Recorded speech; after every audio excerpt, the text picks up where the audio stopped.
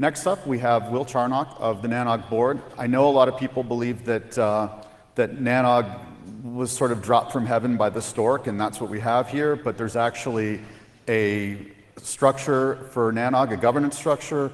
The NANOG board is elected by the membership of NANOG, and then we have the executive director and the staff and some committees as well. But the NANOG board is the governing body of NANOG, and we do have elections this time around, so if you're a NANOG member, make sure that you vote, and make sure that you listen to our candidates who are going to be giving their statements. And without any further ado, I will walk over here and pass it off to Will.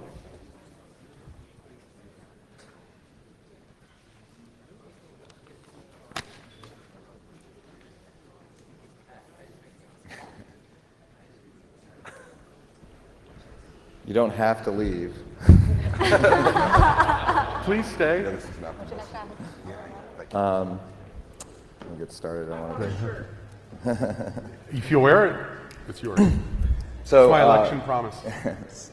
So my name is Will Charnock. I am on the board of directors for NANOG, and I'm going to be moderating this. I wanted to welcome you to the presentation of our candidates. I'm also on the election committee, so on behalf of the election committee, I want to welcome you. Dan, Betty, and I, we're all on the election committee, and so we'll get going. Next slide. Oh, is there a thing? There certainly is. Okay, so the format we're going to use is we're going to allow each candidate to make a brief introduction of 3 minutes. I'm going to actually ask 2 questions to get things rolling of each of the candidates. They'll have about a minute to respond each, and then we'll open up the mics. If you are a member, I would encourage you to vote. I can tell you, I've been on the board for a year. We take it very serious, the governance and the community needs very seriously, and so you should, as a member, take this just as seriously as we do, I believe. If you are not a member as of 12 noon on October 2nd, then you won't be eligible to vote. If you were a member at that point, you'll be fine. And voting opened officially this morning, so voting is open. All of the candidate bios are there. There's a pre-bundled set of questions. And then again, I would encourage you to utilize the open mic time here once it opens up to ask any questions that you might have. And with that, we'll get going. We're going to go in alphabetical order. The 6 candidates for the board are listed here. 2 of them were unable to join us in person. I believe both were availed the opportunity. Both of the 2 that couldn't attend were given an opportunity to do via Skype, and we have one of them has we've been able to get on Skype. So we will again tackle this in alphabetical order. The one who's not here is Bill Manning, and I would suggest that you go ahead and read his bio on the election site. Okay, so Ryan, you can stay right there, and I think they're going to turn your mic on. Can I pace? I have a pacer. You can stand if you want, or yeah, whatever. I like to just walk around. It keeps the cameras off balance. All right, so my name's Ryan Donnelly. I currently serve as the treasurer of the NANOG board. And 2 years ago, I stood up here and I talked about the future, and I talked about hope, and I talked about what we as an organization wanted to be when we grew up. I talked about engaging parts of the community that we hadn't spoken to before, doing a better job of having outreach. I talked about developing a new generation of leaders to help guide this organization once some of us decide to go, I don't know, sail boats in the Caribbean or something, right? And I talked about making sure that NANOG was financially sound and able to weather any economic storms that might head our way, and probably will. Fast forward 2 years, well, I'd say we're doing pretty darn well, wouldn't you? I mean, if you look at it, you see that we've hired our first 2 employees ever, multiple actually, in the form of professional staff. We've reached out to new parts of the community through the education program and NANOG on the Road. We have held multiple record-breaking meetings in terms of attendance and revenue, and NANOG is now financially stronger than it has ever been in its history. And I want to spend a minute talking about why that is. You see, the board and the professional staff have a fantastic working relationship, and that is due in large part to the fact that the board within itself has trust and honesty and feedback in a cohesive vision, all the things that you would want in a friend, the board has within itself. And that helps drive a productive relationship with the professional staff, and in turn, at the end of the day, it drives value for you as a member. And these are accomplishments that I will be proud of until the day I die. So today I'd like to ask you for two things. The first is, when you cast your vote, don't just think about the individuals that you're voting for. Think about the entity, the board that you are creating, and how functional that board is going to be. Because at the end of the day, you, the members, are going to be the ones that have to live with that decision. The second thing that I would like to ask you for is your vote, not just for myself, but also for my two colleagues that are running for re-election, Dave Temkin and Jezebel Gilmore. Because at the end of the day, NANOG's future does and always has rested with you, the membership. Choose carefully. Thank you.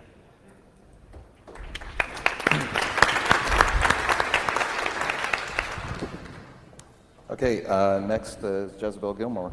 Well, I guess I will stand up too, and I won't pace in case I fell off the stage. I'm Jezebel Gilmore, and I am also on the current board with Dave and Ryan. I think the record in the last 2 years speaks for itself, that we've had a very strong board in leading NANOG. 2 years ago, I stood here asking friends and colleagues to elect me and help me to lead this organization into the future. We've spoke of education, financial stability, and outreach programs. We wanted to preserve the programming that you've always loved, the high quality programming, the separation between the program committee and all of the sponsorship models to keep the organization financially stable. And I think not only that we've kept that promise, but also we've delivered beyond expectation in the quality of the programming as well as the financial stability that the organization has achieved. As an individual, I have been in various aspects of the industry, from the service provider to the content side of the business. So I have an understanding of the different aspects and perspectives of the entire industry. And I feel like that I want to put myself in your shoes as a board member to see what your needs are and serve them for you. So I'd like to continue with that. We've developed a NANOG on the Road program, which I believe has been tremendously successful, not just to bring in new members and new attendees to the On the Road regional programs, but as an outreach to people who have never heard of NANOG, who don't have the resource to come to NANOG. So I'd like to continue with that effort. We've had some of the record attendance for NANOG in the last 2 years, and sometimes I wonder if the meeting's getting a little too big, but those are great problems to have, right? So, and I thank you for your support for the last 2 years, and I welcome your support for the next 2 years.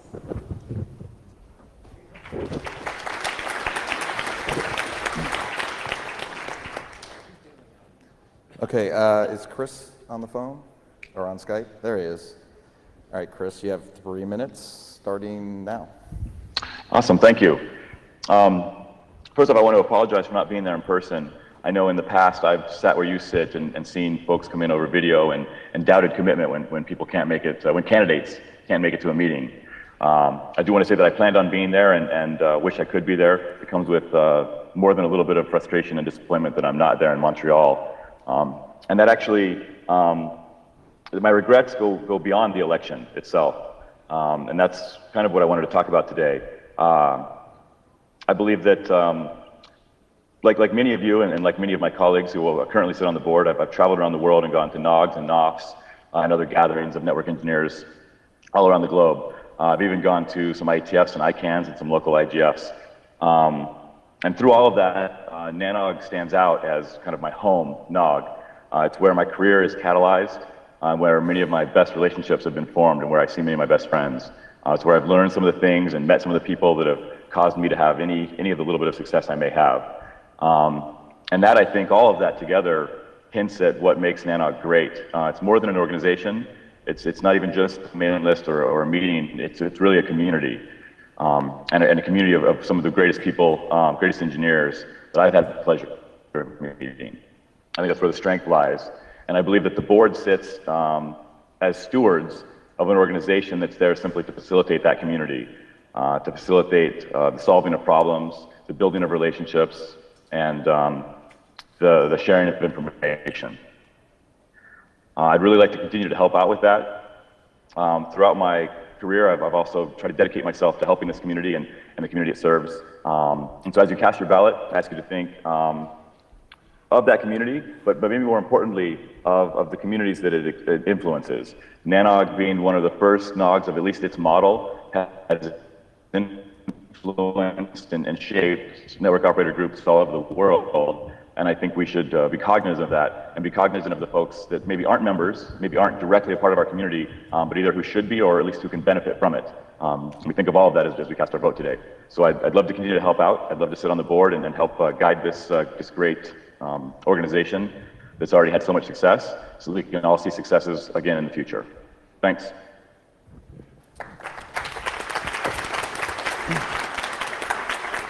All right, thank you, Chris.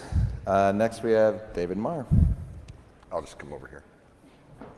Okay, so I'm Dave Meyer. Many of you know me. I've been around NANOG for, I don't know, I think Dave Temkin asked today how many people were at 30 NANOGs, 40 I've been at 60. So I've been around a while. I've seen the community grow. I've seen it really go through its growing pains during the split from Merit. I was the PC chair during when that was going on, and that was really painful, and we had a really nice board, and we had Betty and a really nice professional staff supporting us. So I would like to have the opportunity to, oh, you know what, I just thought of something. Before I do this, the existing NANOG leadership is really spectacular, don't you think? I mean, you know, I'm so pleased by the way NANOG is coming along right now. So what are the things that I'm interested in doing? Well, I'm always interested in building community. I've been in the open source world a little bit I mean, those of you who know me, I know I do all kinds of crazy different things, but I've been working in the open source world a little bit, and their community is very important, but we had it kind of in a way before. NANOG's always been a really tight-knit community, so that's a really important thing. And then the other thing that, I mean, there are many things there. Financial stability is a big concern for the board, but also sort of growth of the community. So growth of this community and sort of the youth movement, it's kind of strange for me to be saying that, but yeah. I think it's really important to get young people into NANOG, and I have to say that the current leadership has done a great job with that. So in any event, I'd like to be able to be part of that, and I appreciate your time and support. Thanks. Thanks, David. And our last, oh, I skipped Bill Manning, didn't I? He's not here. He's not here. Dave, go ahead. Do you have something to say for him, or? No, no. Okay. I'm like I said, if you want to read Bill's responses to the questionnaire, they're on the election website. Go ahead, Dave. Thanks. And speaking of the election website, I suggest that everyone read the endorsements, not only of myself, but of the other candidates up here on the stage. You'll find a lot of substance there, people whom we've helped, people who over the past few years of our leadership have benefited from what we've done for NANOG. That said, I got up here 2 years ago and spoke about my desire to expand the ecosystem, to have more people involved in NANOG. And to that end, I championed the college immersion program. We have 22 students here today from 3 different universities. We actually expect the next meeting we could go up to 30, possibly more. These are students who are passionate about what we do and need to learn more, and we need to teach them. Because to Ryan's point, at some point, we're all gonna wanna go sailing in the Caribbean and just call it a day with this, but someone needs to come in. And you know what? We've had failures. We've certainly, for example, taken the education initiative and we've shelved it. You know why? Because we were teaching last year's technology. And it's time for us as an organization to embrace the change that's going on in the industry, bring that in, and then start teaching people that. The other thing that we've done is, as this organization has grown up and matured, we've outsourced things, right? There's certain things that, we're all engineers, we like getting our hands dirty and getting in there and doing stuff. But at the end of the day, by outsourcing what the development committee was doing, which is sponsorships and things like that, our sponsorship revenues are through the roof. They're 3 times what they were for meetings beforehand. And that's not even a direct factor of attendance. It's just that we're doing a better job of selling sponsorships.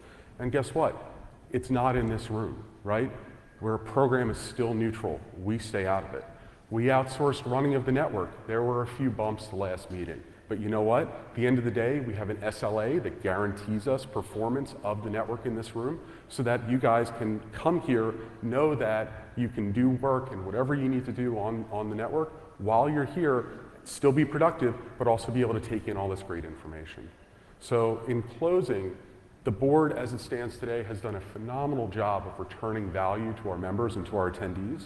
And I think that we can continue to do that. I think we need to have discussions about diversity. We need more women in this industry. We need more minorities. We need the entire gamut, because at the same time as this group is highly productive, we could be doing more. And so I look forward to, over the coming years, showing you that that's possible. And with my colleagues, Ryan and Jezebel, I think that we can do an amazing job for all of our members. Thank you. Thanks, David. Okay, so quickly, I'm going to ask each of the candidates 2 questions. I'll give them each an opportunity to respond. You get a minute. I'll cut you off if you use more than that. These might be semi-redundant to some of the election questions, but I think they're important ones to ask. So we'll go in the same order. Ryan, starting off. The question for the candidates is, what do you feel is the greatest challenge that NANOG faces as an organization over the next 3 years? And if you're re-elected to the board, what are the actions you would take to meet that challenge? So, Ryan.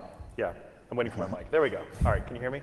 Yes, good. All right, perfect. So, perfectly honestly, I come at this from a very financial perspective just because I happen to be the treasurer, so I'm always thinking kind of in terms of dollars and the financial viability of the organization. So, obviously, the U.S. economy and the global economy always goes through bull and bear markets, and obviously at some point, the Dow is going to drop below 10,000, and NANOG's probably going to hurt for sponsors and hurt for attendees and hurt for money. So I think one of our greatest challenges is going to be using the stores of money that we've accumulated to weather that storm and make sure that the organization stays strong and viable through tumultuous economic times. So, what I plan to do to help assist that is continue to be very diligent in the way I manage our funds, continue to be very engaged in the management in collaboration with our professional staff about how we manage our money, and make sure that we're playing a long game here and that the organization will continue to remain viable and relevant throughout any real economic conditions. Okay, thank you. I believe Jezebel, you're next. What is going to be our biggest challenge for the next 3 years? In my mind, I believe the biggest challenge is going to be the size of our community that's growing, and therefore the conference itself is growing tremendously.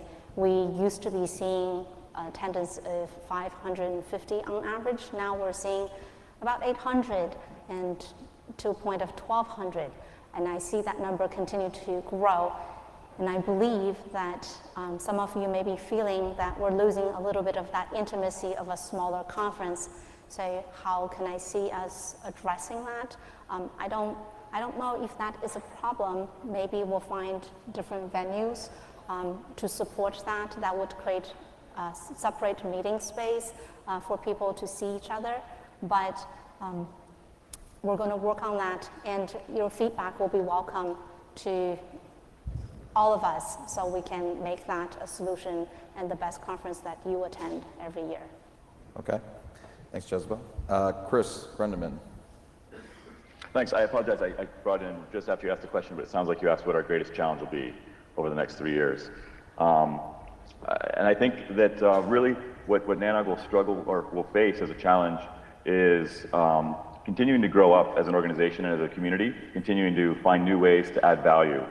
back into the internet industry, into our community, and specifically to our members. I think that has financial implications, it has meeting size implications, it has services implications. I think NANOG on the road and the education stuff that kind of had a false start and is coming back in are both really important. And continuing to become more of a value-added organization without sliding down into the trade show territory. Okay. Thanks. David? Yeah. So I have kind of three things that I kind of think about. One is sort of the financial aspects of things. I agree with Ryan that there are business cycles, and we need to, as a community and as leadership, need to make sure that NANOG is financially stable. That'd be the first one.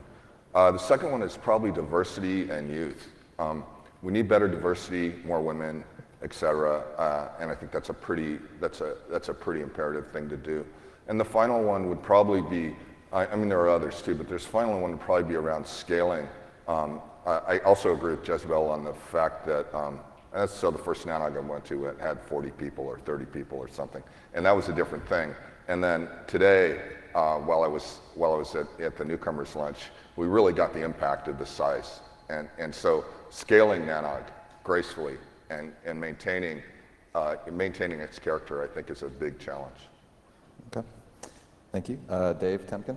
Sure. So I think that one of the biggest challenges that we're going to have is staying relevant. To my point about education, we need to ensure that we are not talking about, it's obviously important. We're an operators group. We're not an architecture group. We're not writing standards. We don't want to be a standards body.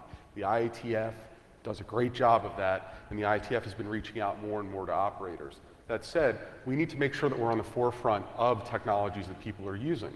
If we're still talking about conf-T router BGP AS number, 10 years from now, this room is going to be half the size that it is. At the same time, we need to make sure that we're not copying content from other conferences. We want to be relevant. We want to be fresh. And to Dave's point and my point about diversity, it's important that we've got diversity of age. We want young people that are still in school that are thinking about this stuff. You know what? Sometimes we laugh when someone gets up here and presents who comes from a university and has looked at some problem. We're like, oh, ha, ha, ha. There's no way that they could do that in the real world. However, the reality is they bring a fresh perspective. So I really think it's important that we bring in some new blood. Okay. All right, and then second question I'll put to you again is, what do you feel is the single greatest quality that you bring as a candidate for the board? And we'll start with you, Mr. Donnelly. I tend to be very collaborative in the way I deal with not just the other parts of the board, but also the different parts of NANOG, the membership, professional staff, all of our vendors. I tend to reach out and I tend to probably overshare when I shouldn't. And I think, honestly, there's some reciprocity there. So there's, thanks, Patrick. That results sort of really, I think, in a high degree of engagement between the board and the staff. And it requires us to toe a line between micromanaging because we know so much about what's going on, but also it enables us to be strategic because we have good operational detail about what NANOG is up to. So, in summary, being collaborative results in better communication, results in better value. So that's what I think I bring to the table. Okay, great. Jezebel? The value I bring to the board, I believe, is my communication skills. I have the ability to see from your perspective. When I speak to you, I listen.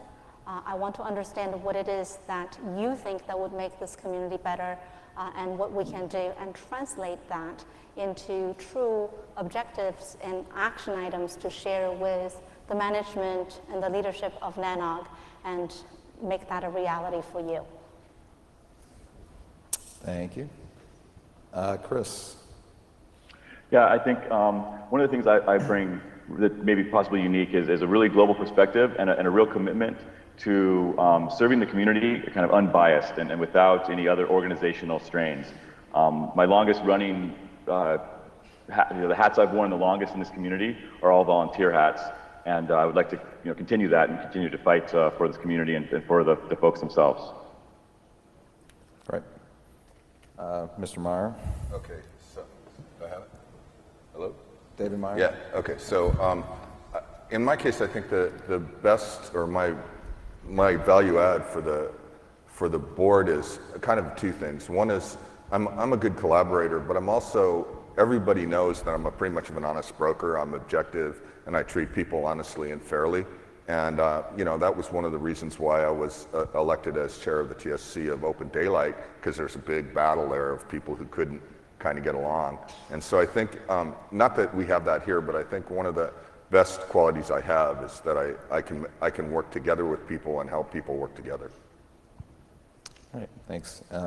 Dave Temkin. I think most of my friends and colleagues can tell you, if I'm nothing, I'm brutally honest. Don't laugh. And so I tell it like it is. People come to me to, get my perspective without any of the BS that people like to sugarcoat stuff with.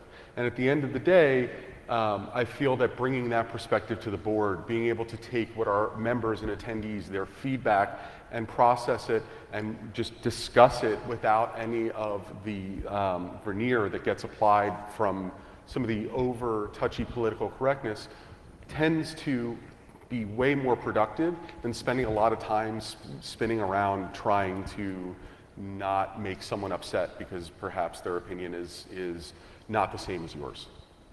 Okay, great.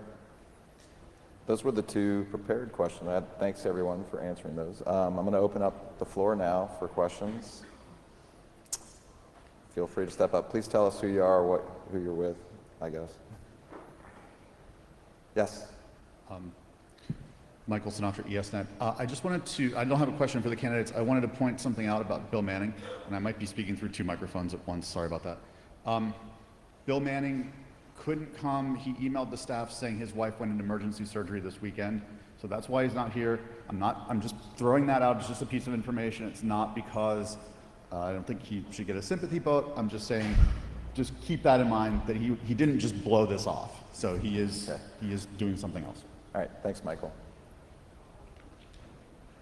Hi, Steve Feldman, CBS Interactive, longtime graybeard community member, whatever.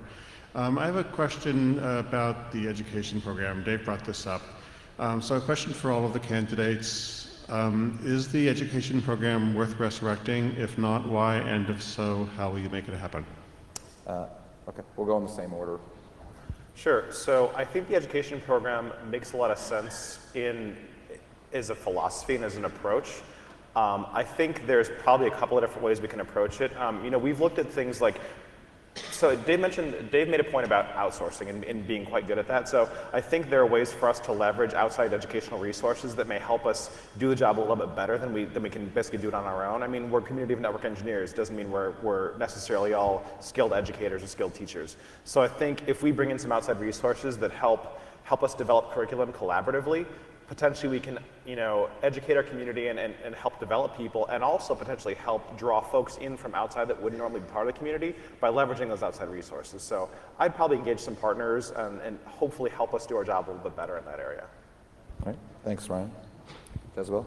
I believe that the education program is very important to this community, and I believe that we should pick it back up, not necessarily in-house, but in a collaboration manner with some of the research and education networks that we may be working with, and take their feedback, work with some of the education institutions that we're working with to take their support, and to take the community's feedback on what is the current set of knowledge that we should be teaching the asset we'd like to bring into the community, and create programs to fit and tailored towards that. And I just want to add that the reason why that we shelved the educational program is not because we didn't think it was important. We wanted to make sure that we focused on our core competency on some of the projects we had on hand, which were the college immersion program, the NANOG on the road, and the transition from a previous facilitator for conferences to the current one. All right, sorry, Des. Sorry. Chris, go ahead. Yeah, I can't disagree. I absolutely think the education program is worth resurrecting. I believe that, just anecdotally, anybody who has interns, I don't know if they have the same experience I have, but I have interns who are teaching about BGP when they're going to school for networking, which is interesting, and probably maybe a point of information on this. I think that educating our community and creating better engineers benefits all of us, and I think that we can absolutely pull that off. I think there are NOGs all over the world that were inspired by NANOG that maybe have surpassed us in this way. There's a lot of network operator group meetings that end up having more training and tutorials than they have conference time. I don't know that that's necessarily the length we need to go to, but I think it's a model that's worth looking at, and they have solutions there that are already tried and true that we can probably leverage. Okay. Thanks, Chris. David? I'm a big supporter of education, and I think the education program will be very important. If for no other reason, because Dave Squared, or the other Dave, said that our technology is changing so rapidly, we need to keep up with it. And I also agree that it would be a good idea to look at outsourcing opportunities, but also, and this came out pretty strongly at my newcomers table today, is that this room is filled with the world's leading experts on this topic.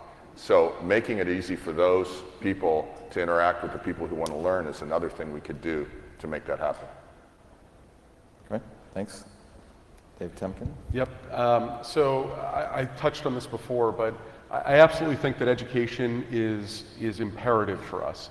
I do feel that the way that we executed on it before, which was taking some really, really smart people and asking them to design a curriculum when they're not familiar with designing a curriculum, was not the right way to go about it. It was a good test, and it got us some great feedback. And I think we'll use that feedback to come back around and build an educational program that is valid, not only for people operating networks now, but people operating networks in the future. And whether that is outsourced or insourced or some combination of that, I think that's open. And I don't think, and to David's point, there are a lot of really smart people here, and it would be a shame to waste that knowledge. But at the same time, smart people aren't always the best teachers. Okay. Thanks. I just wanted to end with a comment. Jezebel reminded me of something. In a previous life, I was a software developer, and I used to go to Usenix conferences. And I remember Evie Nemeth and her, her staff at Colorado used to come out and teach classes there. And that was a wonderful thing. I'd love to see something like that happen again. Okay, thanks, Steve. Any other questions for the candidates? Oh, sorry. Number one. We're not getting it.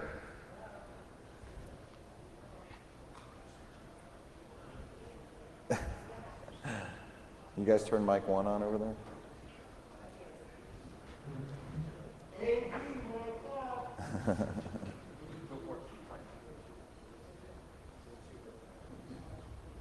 All right, she's going to switch mics.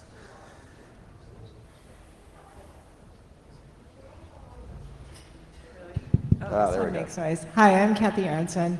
Like Dave, I've been to a lot of NANOGs and kind of was in the room when they named it NANOG. Anyway, I just heard recently that the best current operating practices documents are no longer something that the NANOG board or whatever thinks is important, and it's no longer on the agenda. And I'd like you guys to speak to that, because this is the community of operators, and I think it's important. Anyway. Okay, thanks. We'll go in the same order. Ryan? Sure. So BCOP is something that we all think it's important. And NANOG historically has operated under the guise where the board and the program committee are essentially two very separate entities, because the program committee has ultimate responsibility for designing a quality program. So if you look at what BCOP could be at NANOG, it could be a track, it could be anything we really want it to be, as long as it's submitted through the same process we use to manage other elements of the NANOG program. So I think the desire to support BCOP is there. It just has to be supported in the context of what we do for all the other elements of the NANOG program. Okay, thanks, Ryan. Jezebel? I feel the same way, that BCOP is very important to our community, and a lot of people refer to that. But if the content isn't there, we need to make that spot available at the conference for something else. So if the BCOP content is available, there should be a track made available by the programming committee for that content.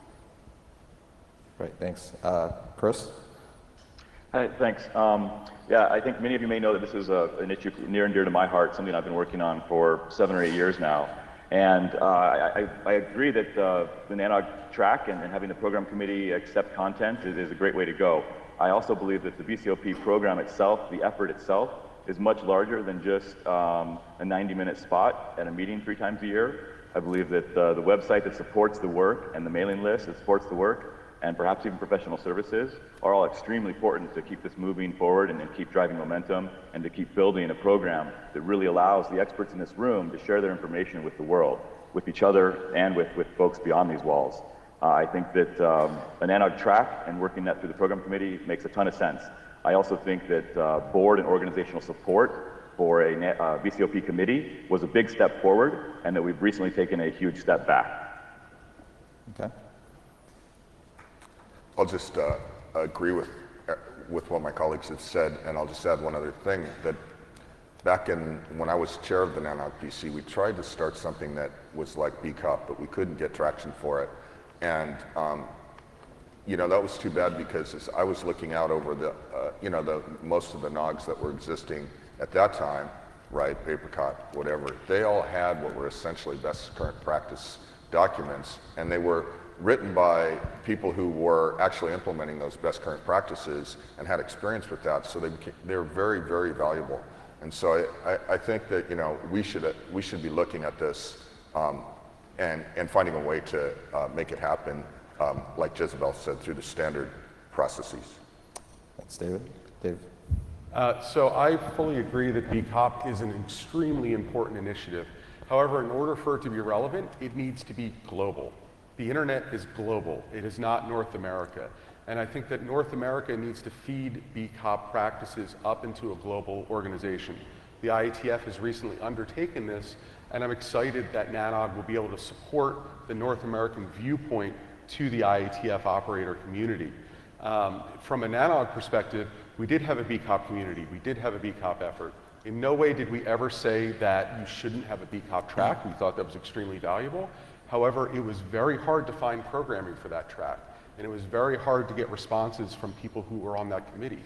And so frankly, the program committee was always open to programming that track, but it hasn't been brought to them. And we certainly look forward to supporting the global effort, but you know, that is a pivot from the way that we were supporting BCOP before. Okay, thanks, Dave. So we're over time, but if there's any other questions, I think it might be worth taking them. We're just cutting into break time right now, so. Any other questions for the candidates?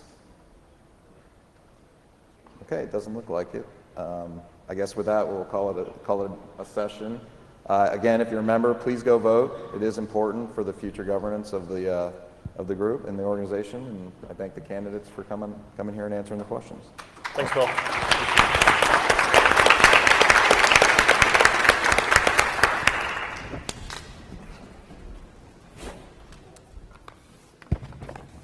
Okay, so it's break time, and we are on break now until 3:15. After 3:15, we go on to the tracks. We have the DNS track and we have the data center track.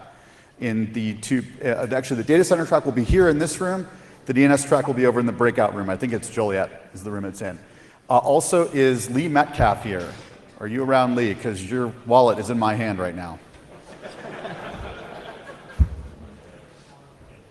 All right, thanks a lot, folks. Enjoy your break.